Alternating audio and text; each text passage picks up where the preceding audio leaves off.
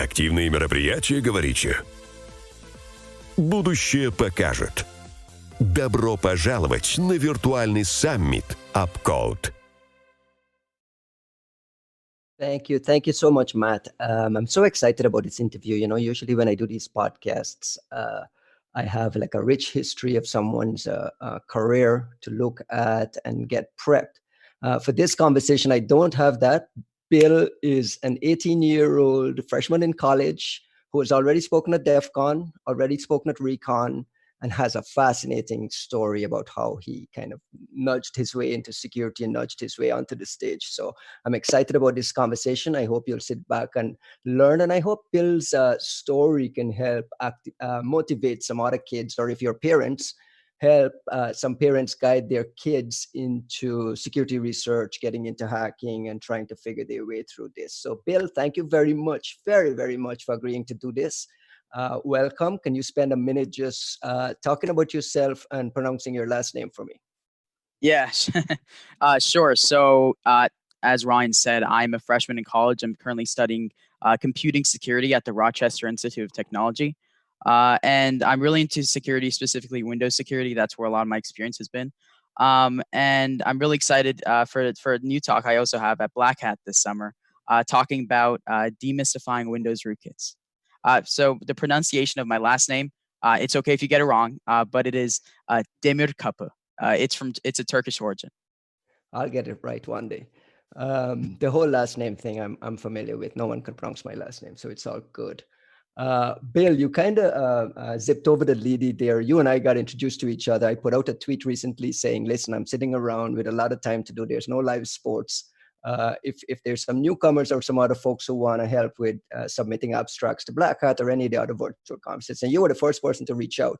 And it was exciting to watch you write the abstract in real time, and then you just got accepted to Black Hat. So that's pretty exciting, except that this is not your first foray there. But before we get into what you're up to now, I want to go all the way back because your story is fascinating. When did you start, like, quote unquote, hacking? And like your first foray into messing around on computers, not playing games, not just like, because everyone is doing that from the time they're a baby, but like actual messing around. Yeah, so I guess I would say, of course, the first laptop I got was in second grade. I was pretty young at the time, and since then I've been fascinated about the Hollywood hacker, just the stereotype. I watched The Matrix. It looked pretty cool, and I knew that's something I wanted to look into. But I really didn't start doing much until ninth grade, when I decided, I actually want to get into security. It looks really interesting. What age is ninth grade for a lot of the international folks listening and watching? Yeah, so I was probably around 14, Okay. and so yeah, it's still pretty young. But it was just when I wanted to say, okay, I actually want to get into this, not just think about doing security. And I really started with the web side of things, mostly, cross-site scripting. That was the first thing I learned. And but it was pretty much web focused for quite a while, until 2 years after 11th grade. And 2 years after 11th grade, you and I talked before. You got your first like real research instincts from game cheating. Yeah, And I'm a exactly. That also 50-year-old started man in who ninth doesn't grade. play games, so I'm not a gaming guy. I understand the game. It's really interesting because a lot of the older folks coming out of the 80s and the 90s breaking into cybersecurity came out of your same story. So tell that story about becoming a gamer and trying to figure out low-level security research. Yeah, absolutely. So I started with just in general gaming for a long time. I used to play RuneScape all up to until maybe seventh grade, and I was still into a lot of games before ninth grade as well. But in ninth grade is when I realized, hold up, I do not have money to keep paying for cheats. So I was like, guess I got to learn it myself. So the story behind that is, I started looking into some of the forums out there that where a lot of people came together and talked about cheating in video games. It was very difficult. I remember one summer, right after ninth grade, I spent the entire summer just trying to learn how to make these game cheats, and it was just a lot of asking. It was asking a lot of questions because at the time, my background, I knew I took a high school C++ course, but for example, I didn't know that adding two hexadecimal numbers backwards is the same thing as adding them forward, because I didn't think of it as just a different base. It seemed to me like a whole another concept. So it was going from scratch, and I was trying to make a cheat for a game with a very competitive anti-cheat, and one of the state-of-the-art anti-cheats that was running in like kernel level. So it was really going from scratch to being able to make something that bypassed such a prevalent product in today's gaming market. But yeah, so the story there was, I had a friend who was already very experienced with game hacking, and I just asked him a lot of questions, and by a lot I mean quite a few. Just going back and forth, him trying to explain basic concepts to me, and at the time, honestly, the final product of that summer was just duct taped together, code from other places, but it worked. And when it worked for the first time, that was like, I guess you could say a thrill for me, because it really made me want to continue the journey there, as thinking that I could do it. Over the summer, I remember I gave up several times, and it was mostly because it was just so difficult. Dealing with low level memory is not an easy concept to understand, especially when the only experience I really had was from a C++ course, one C++. But I just kept working through that, and even after I gave up after a day, I'd go back to it. And so from 10th grade on, I really just started to develop more and more of these skills that into game hacking. And I started to actually, write my own code and start game hacking from scratch instead of just building off of what others were working on. But from this, I learned a lot of skills, because to make a game hack, first of all, it's a lot of reverse engineering the game, right? So you have to figure out where our stuff located inside the game's memory, because that's the stuff you use to make game hacks. And so that not only meant like opening up the game in IDA, but like that also meant actually, dynamic reverse engineering, trying to bypass the anti-cheat, which would protect, for example, you opening the memory of the game process. And so there was a lot of challenges involved in making my first game hack, that I ended up learning a lot of different topics at once. So it was honestly, it was one of the most valuable experiences I've had. Is just game hacking teaches you so much, and if you think about it, it's like a gamified way of teaching, because you're playing a game, it's fun, and you also in addition to that, have a thrill of you can have a thrill that your game hack works so well, you can just see everyone through walls. That it's a very fun feeling, and it really Except for the encourages moral you. part about cheating in the game and Yeah, of fake course. winning. Well, yeah, I'm kidding. of course, of course. But what I mean there is, though, that it's really encouraging. So even after you want to give up at some point, the gamified fashion of the entire just topic in general, game hacking, it really pushes you forward. It's fascinating because so you're in high school. There's something trips in your brain that, okay, this game thing and this game hacking and game cheating, that you got invested in and interested in it for an economic reason to save money, and something tripped in your brain that, oh my gosh, this is a skill that translates perfectly to security. When did that happen? And can you Yes. explain to some of the kids watching, like, not only when did it happen, but what was it? What Yeah, was that absolutely. tripping So moment?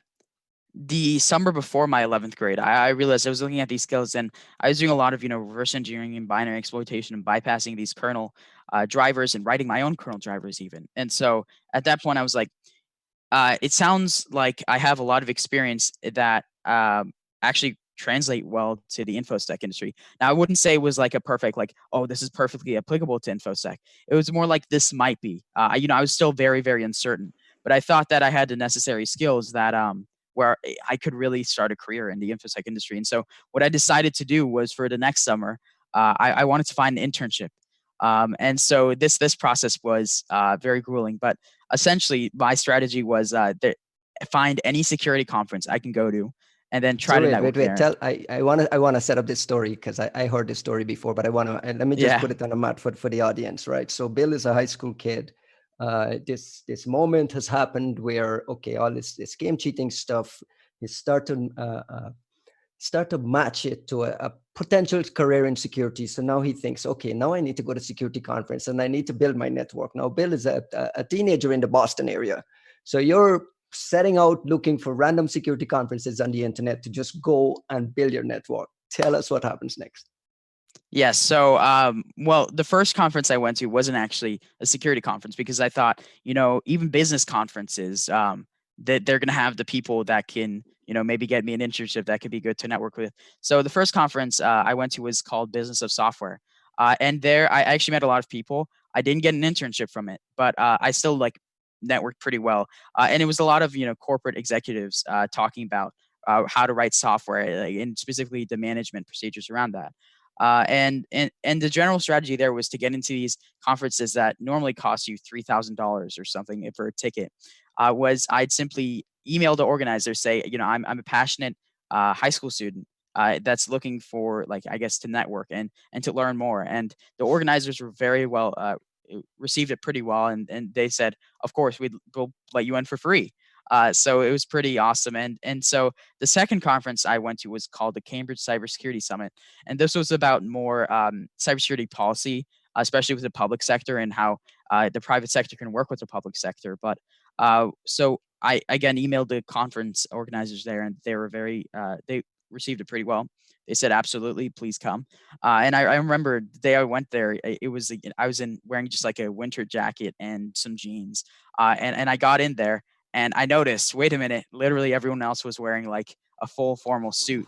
And then you saw me.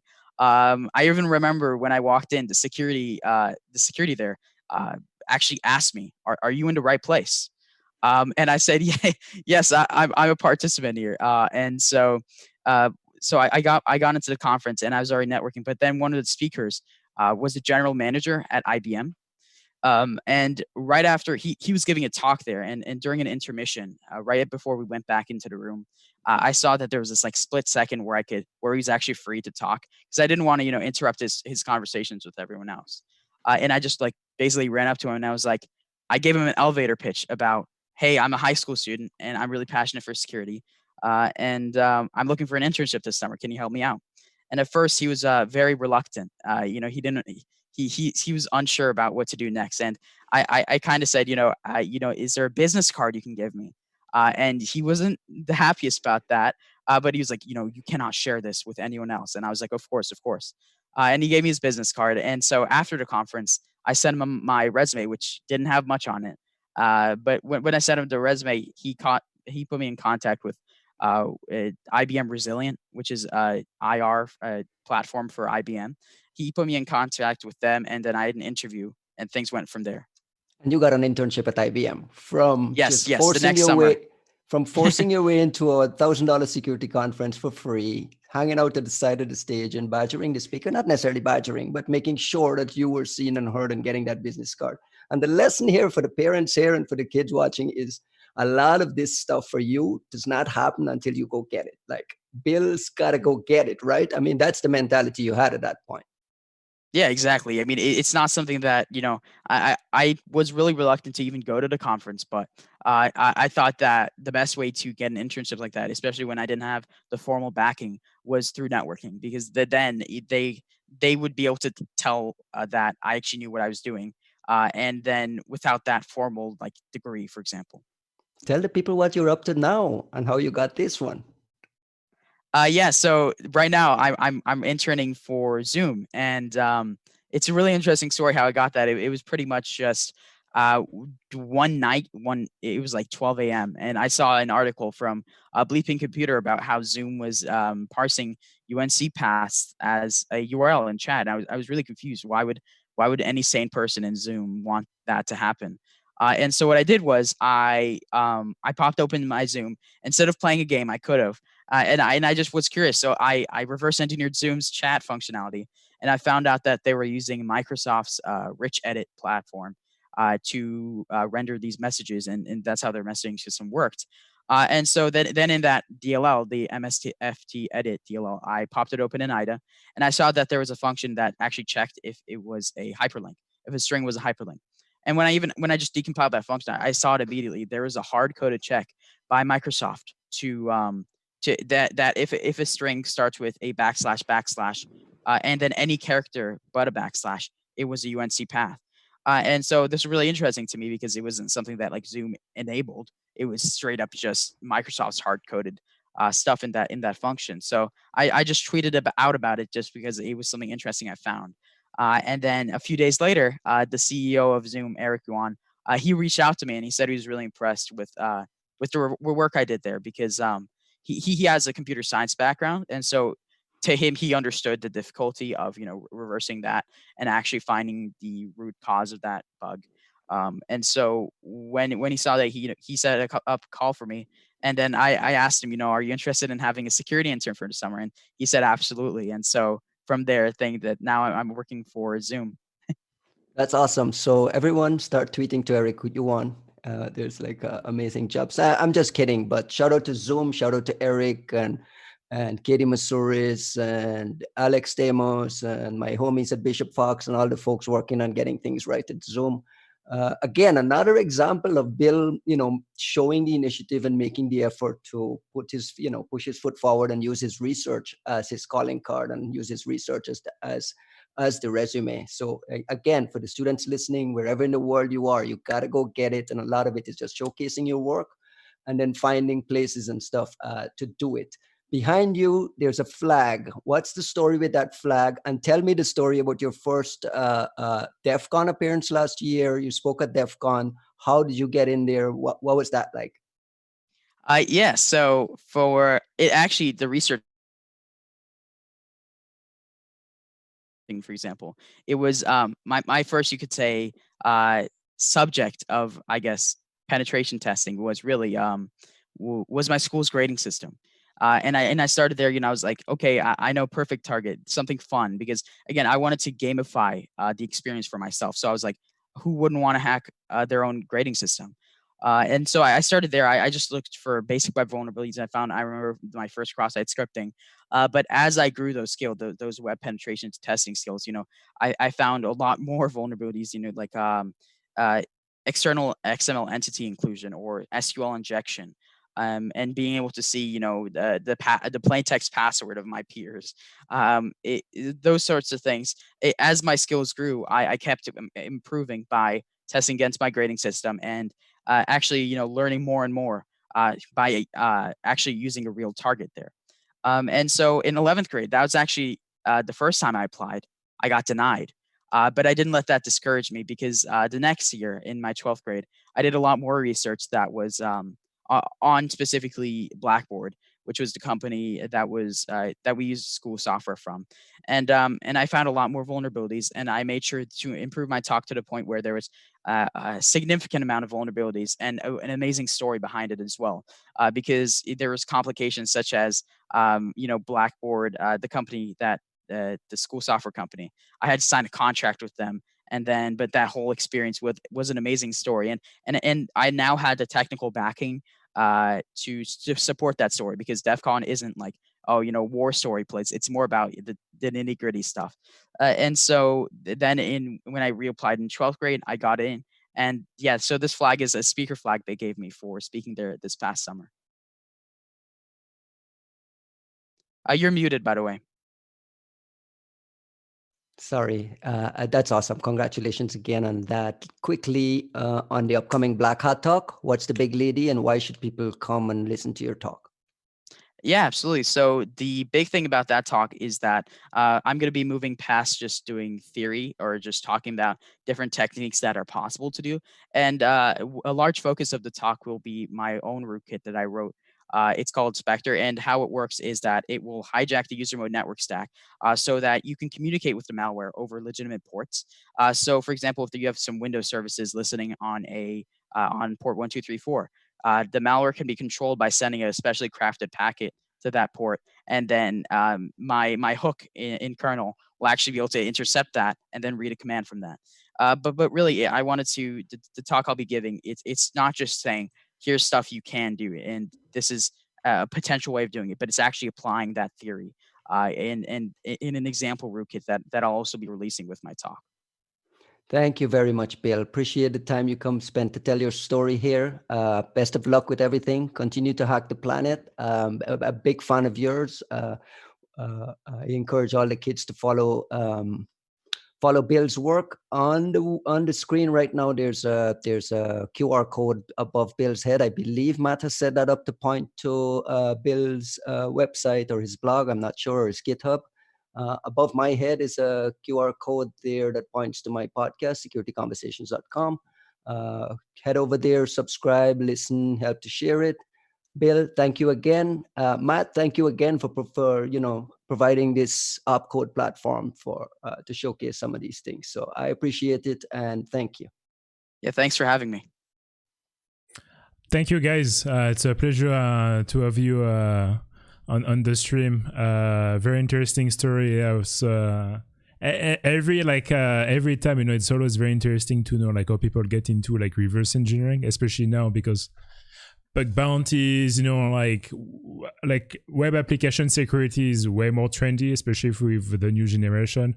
And I remember like when I guess when I was your age now, I met like Dino Daizovi, who is a pretty well-known like Mac hacker, but also did some Windows stuff. And even back then when I was talking with him about it, he was like, oh yeah, well, when we started, we all were running Windows 2000. So whenever we wanted to try something, like the barrier of entry was not as high, but like now, like the barrier of entry is even higher, especially if you want to do like like operating system security, and that's pretty cool, to see that there's still like a whole new generation of people being interested in it, and it's really fascinating because I'd spend a lot of time talking to people about their careers, and there's so many folks who are CTOs and big engineering leaders at big companies like Microsoft and Google who came out of game cheating,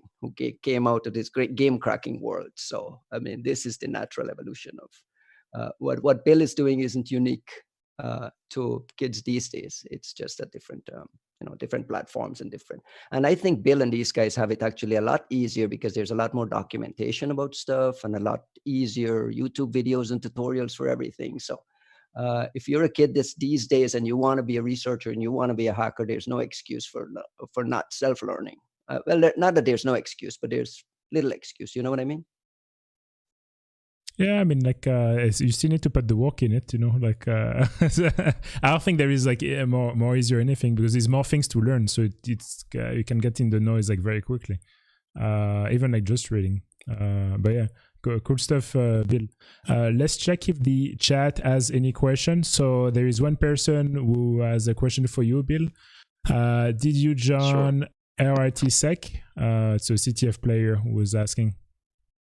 Yes, I think I actually, so RITSec is the security club at the Rochester Institute of Technology, and I am a member there, and I did play in the CTF as well. I think I believe I got second place. Oh, that's pretty cool. Congratulations. Yeah, thank you. How big is RITSec? Is it like a big group at the university or?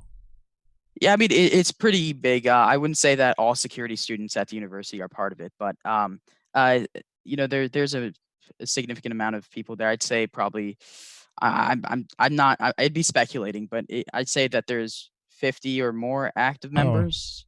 If I had to estimate, I'm not sure personally. That's pretty cool. That I mean, I always find it fascinating now when I hear like there's like security groups in universities. It's pretty cool because I remember when like all the New York people like started the security group at NYU. So I think it was like Stephen Ridley, like Dino Daizovi, Dr. Red. I think all those guys, they start. I think that I forgot who initially started it, but I was like, oh wow, that's really cool. But it's nice to hear that a lot of universities now have a lot of groups. That's pretty cool. Yeah. Does anyone have any question for Bill or even Ryan? Actually, I'm surprised that Costin and Juan don't have any questions for you. Oh, actually, I scrolled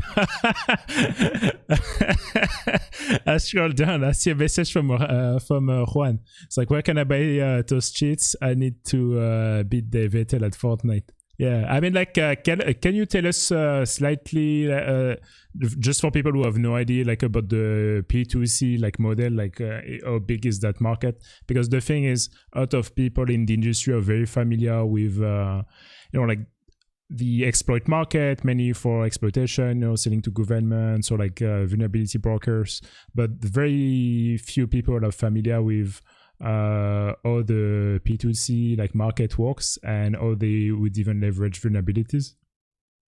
Yeah, sure. So the PTC market, I've mostly work. What I've seen is the AAA games, the ones with the state of the art anti cheats.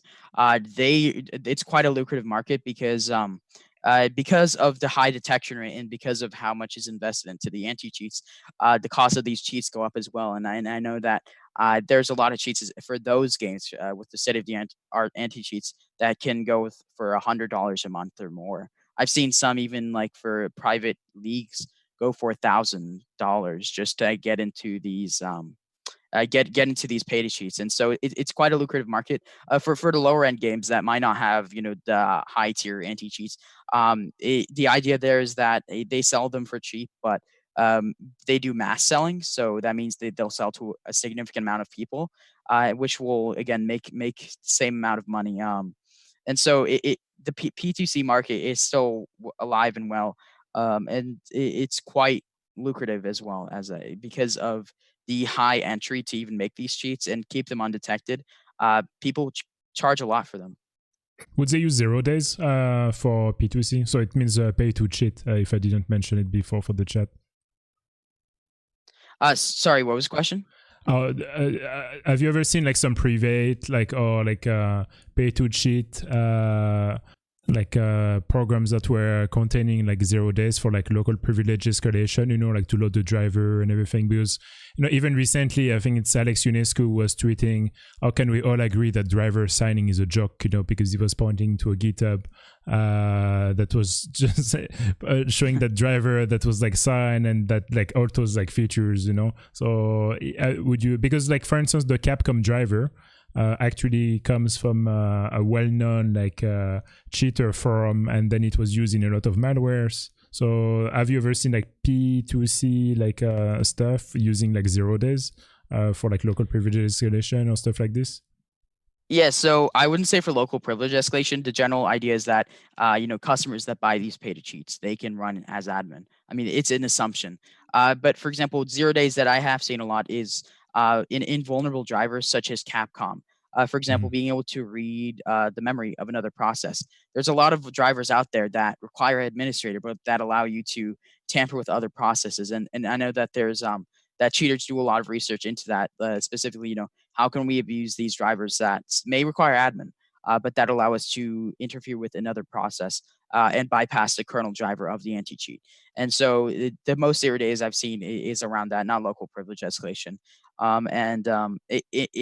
It's quite interesting as well, because a lot of the vulnerable drivers I found were also during the course of trying to make, a cheat, because vulnerable drivers are really hard to, first of all, prevent, because there's legitimate software using those vulnerable drivers.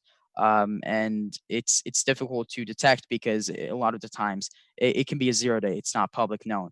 And a lot of these vendors won't even consider it a vulnerability, because if you can read the memory of another process, but it requires admin for you to even talk to it, then it is not necessarily, because Microsoft wouldn't consider that a vulnerability, because they don't consider ring 3 to ring 0, administrator to ring 0 a security boundary, because once you have admin, theoretically you can do pretty much anything.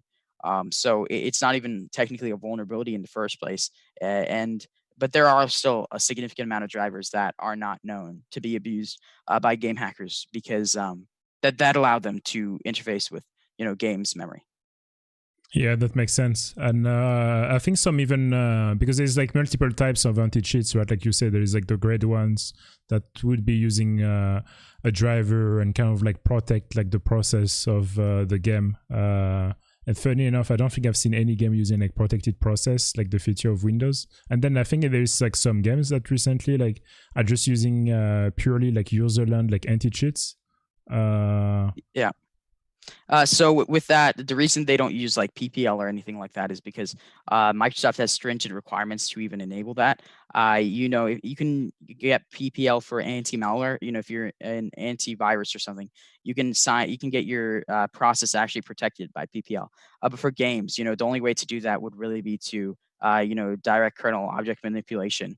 Go into the e-process structure of that process and then flip the PPL flag is to enable a protection. And a lot of anti-cheats won't do that. I haven't seen any anti-cheat do that, just because there's a lot of stability issues there. Now it's not documented, and it could cause issues later down the line when when there's a process that shouldn't be protected by PPL actually protected. I see. And I think like recently in the news, we have seen Riot Games doing like a bug bounty for like the anti-cheat driver. Is this like the actual first vendor to do that, or is there more vendors to do that? And the bug bounty program is only for like vulnerabilities, so it's not even for techniques for bypass or anything, right? Is there like any other vendors like approaching like researchers, or not at all? Usually they're more paranoid. So I have heard of some vendors doing private bug bounty programs before Riot Games, but Riot Games has been pretty much the only one I've seen actually like go through with it. And actually for bypasses like if you can get a DLL into the game, I believe they do actually consider that a vulnerability in the anti-cheat, because theoretically, a kernel anti-cheat, it should be able to prevent user mode attacks. So if you have like a user mode way of getting into the game process, that is they would consider that a vulnerability, as far in my experience. Yeah, that would make sense. Okay, cool. Another question from the chat, just to move on the anti-cheat topic, from Costin Rio. Did you ask the school for permission before poking at the grading system? Is asking for permission important? I think that asking for permission is important, but ninth grader me didn't really ask for permission. No. And that was primarily because I didn't know about some laws like the CFAA, and so I definitely think that now I definitely ask for permission for pen testing a target that isn't on like a local hosted thing. But at the time I did not ask for permission. Cool. Well, I don't think we have more question. Well, thanks again for your time, Ryan and Bill. It was very interesting, and thanks again for sharing your story. And Ryan, thanks again for interviewing Bill.